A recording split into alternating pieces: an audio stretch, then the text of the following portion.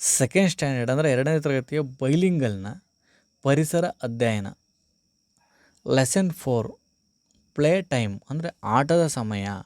Activity 1ನಲ್ಲಿ ನೋಡೋದಾದರೆ ನೀವೆಲ್ಲ ಆಟಗಳನ್ನು ಆಡಿದ್ದೀರಾ ಅಂತಕ್ಕಂಥದ್ರ ಬಗ್ಗೆ ಚರ್ಚೆ ಇರುವಂಥದ್ದು.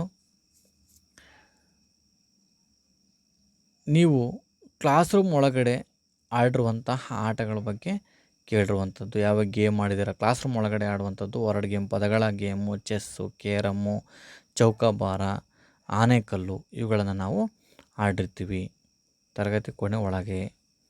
ನೆಕ್ಸ್ಟು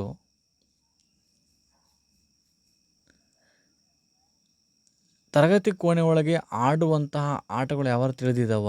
ಹೌದು ಗೊತ್ತಿದೆ ನನಗೆ ಅಂತ ಹೇಳುವಂಥದ್ದು.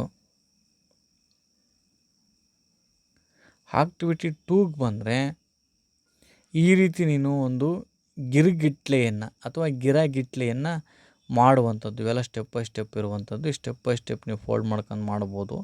ಈ ರೀತಿ ನೀವು ಗಿರ್ಗಟ್ಲೆಯನ್ನು ತಿರುಗಿಸಬಲ್ಲಿರ ಅನ್ನೋದಕ್ಕೆ ಆನ್ಸರ್ಸ್. ಇದು ಕೂಡ ಆನ್ಸರ್ಸು. ಅಂದರೆ ನೀನು ಯಾವಾಗ ಅದು ಜೋರಾಗಿ ತಿರುಗುತ್ತೆ ಯಾಕೆ ಅಂತ ಕೇಳಿರುವಂಥದ್ದು.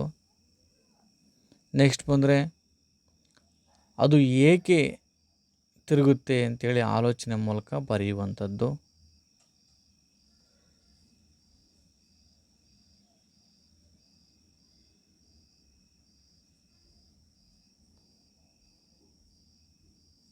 ನೆಕ್ಸ್ಟ್ ಆಕ್ಟಿವಿಟಿ 3ಗೆ ಬಂದರೆ ಇದನ್ನು ನೀವು ಓದ್ಕೊಳ್ಬೇಕು. ನೆಕ್ಸ್ಟ್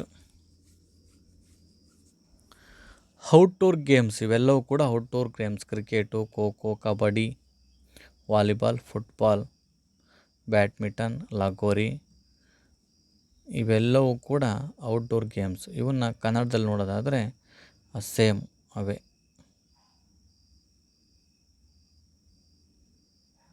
ಇವೆಲ್ಲವೂ ಕೂಡ ಹೊರಾಂಗಣ ಆಟಗಳು. ಹೆಣ್ಮಕ್ಳು ಆಡದೇ ಇರುವಂಥ ಆಟ ಯಾವಾರ ಇದಾವ ಅಂತ ಕೇಳಿದರೆ ಯಾವಿಲ್ಲ. ಹೆಣ್ಮಕ್ಳು ಕೂಡ ಎಲ್ಲ ಆಟಗಳನ್ನು ಆಡ್ಬೋದು. ಹುಡುಗಿಯರು ಆಡಲು ಸಾಧ್ಯವಾಗದ ಆಟಗಳಿವೆ ಇಲ್ಲ, ಯಾವ ಆಟನೂ ಇಲ್ಲ. ಎಲ್ಲರೂ ಕೂಡ ಹುಡುಗಿಯರು ಆಡ್ಬೋದು ಅಂತಕ್ಕಂಥದ್ದು.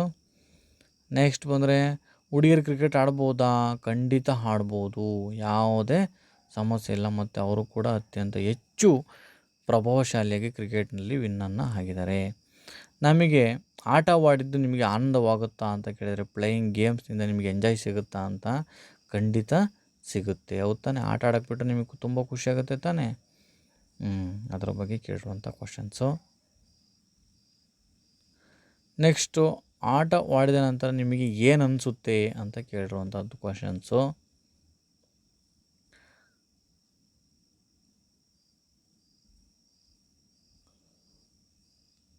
ನೆಕ್ಸ್ಟು ನೀವು ಆಟ ಆಡಿದಾಗ ಏನಾದರೂ ಸೋತ್ರೆ ನಿಮಗೇನು ಅನಿಸುತ್ತೆ ಅಂತ ಕೇಳಿರುವಂಥದ್ದು.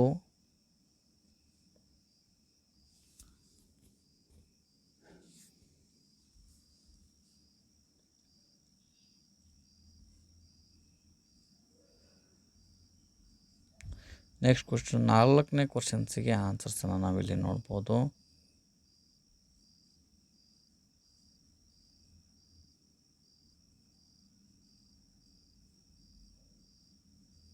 Next activity 4.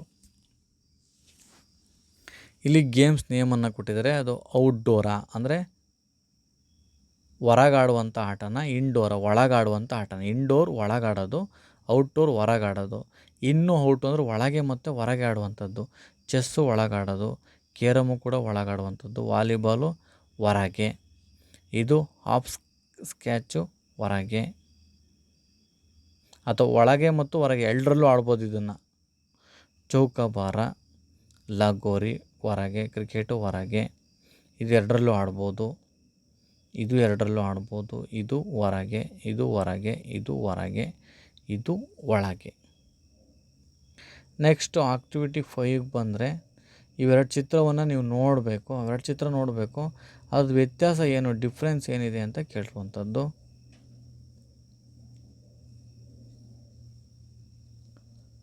ನೆಕ್ಸ್ಟು ಅವು ಒಂದೇ ಥರ ಕಾಣ್ತಿದ್ದವ ಅಂತ ಕೇಳಿರುವಂಥದ್ದು.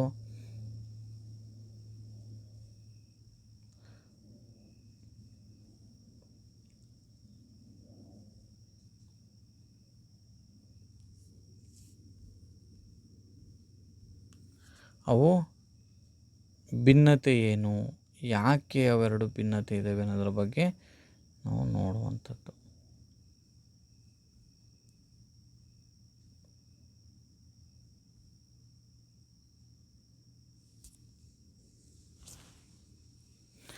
ಇದರಲ್ಲಿ ಯಾವ ಚೆಂಡು ಭಾರ ಅಂತ ಅನಿಸುತ್ತೆ ಅಂತೇಳಿ ನೀವು ಸ್ವಂತ ನಿಮ್ಮದೇ ಆದ ವಾಕ್ಯದಲ್ಲಿ ಬರೆಯುವಂಥದ್ದು.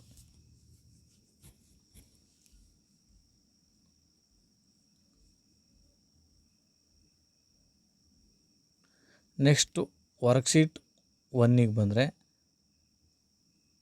ಚಿನ್ನಿ ಮನೆ, ಚೌಕಾಬಾರ, ಆನೆಕಲ್ಲು, paper wind wheel, chess, table tennis. Worksheet 2ಗೆ ಬಂದರೆ ಈ ಆಟಕ್ಕೆ ಚೌಕಾಬಾರ ಆಟಕ್ಕೆ ಕಲ್ಲುಗಳು ಬೇಕು ತಾನೇ. ಕ್ರಿಕೆಟ್ ಆಡೋಕ್ಕೆ ಏನು ಬೇಕು, ಬ್ಯಾಟು ಬಾಲು ಬೇಕು. ಲಗೋರಿ ಆಡೋಕ್ಕೆ ಏನು ಬೇಕು, ಫುಟ್ಬಾಲ್ ಆಡೋಕ್ಕೆ ಏನು ಬೇಕು, ಆನೆಕಲ್ಲು, ಸ್ಕಿಪ್ಪಿಂಗು, ಗೋಲಿ ಆಟ ಆಡೋಕ್ಕೆ ಏನು ಬೇಕು ನಿಮಗೆ ಅಂತ, ಈಜುಡಿಯೋಕ್ಕೆ ಏನೇನು ಬೇಕು, ಹಾಕಿ ಆಡಲಿಕ್ಕೆ ಏನು ಬೇಕು, ಚೆಸ್ ಆಡಲಿಕ್ಕೆ ಏನೇನು ಬೇಕು ಮೆಟ್ರಲ್ ಅಂತ ಇರುವಂಥದ್ದು. ವರ್ಕ್ಶೀಟ್ 3ಗೆ ಬಂದರೆ ಅದೇ ಇಂಡೋರ್ ಒಳಗಾಡುವಂಥದ್ದು. ಅವಕ್ಕೆಲ್ಲವೂ ಕೂಡ ಒಳಗಾಡೋವಕ್ಕೆಲ್ಲವಕ್ಕೂ ಕೂಡ ರೆಡ್ ಲೈನಲ್ಲಿ ಎಳೆದಿದ್ದೀನಿ. ಓಕೆ. ಔಟ್ಡೋರ್ ಹೊರಗಾಡೋವಕ್ಕೆಲ್ಲವಕ್ಕೂ ಕಪ್ಪು ಬಣ್ಣದಲ್ಲಿ ಎಳೆದಿರುವಂಥದ್ದು.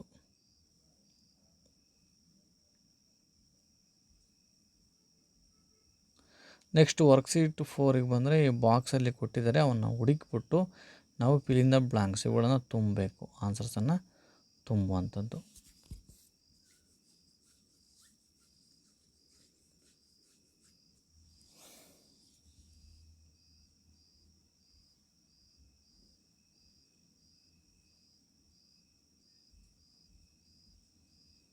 ನೆಕ್ಸ್ಟ್ ವರ್ಕ್ಶೀಟ್ 5ಗೆ ಬಂದರೆ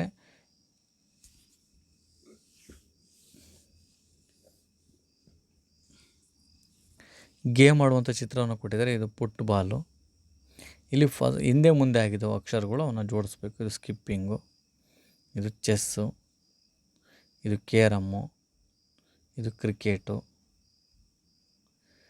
ಇಷ್ಟು ಪ್ಲೇ ಟೈಮ್ ಪಾಠದ ಚಟುವಟಿಕೆಗಳಿಗೆ ಉತ್ತರಗಳು ಅಂತ ಹೇಳ್ತಾ thank you for watching video.